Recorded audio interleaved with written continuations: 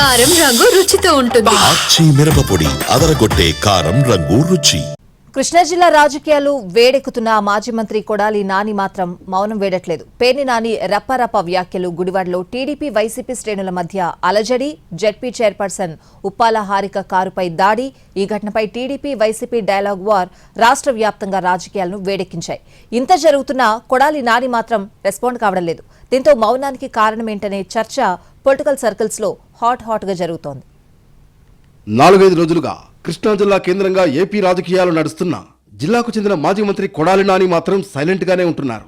మరో మాజీ మంత్రి పేర్ని నాని ఇటీవల వైసీపీ శ్రేణుల సమావేశాల్లో రప్పాను ఉద్దేశించి చేసిన వ్యాఖ్యలు కలకలం రేపాయి. పేర్ని నానిపై చర్యలు తీసుకోవాలని టీడీపీ నేతలు ఫిర్యాదులు చేశారు. ఈ ఫిర్యాదులపై ఇప్పటికే పామర్రు పోలీసులు కేసు కూడా నమోదు చేశారు. ఇదే సమయంలో గుడివాడలో వైసీపీ శ్రేణులు సమావేశం నిర్వహించడానికి సిద్ధమవడం, ఆ సమావేశంలో కొడాలి నాని పాల్గొంటారని ప్రచారం జరిగింది.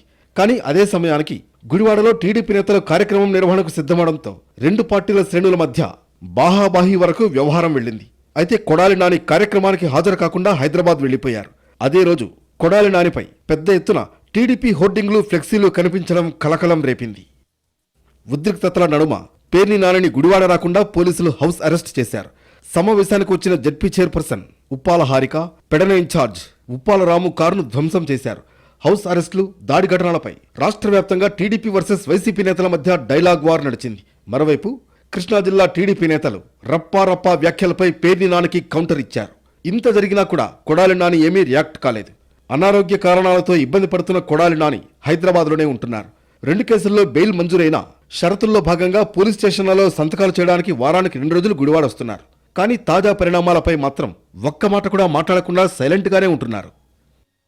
కొడాలి నాని మౌనముద్రలోనే ఉండడంపై పొలిటికల్ సర్కిల్స్ లో పలు రకాల చర్చ జరుగుతోంది.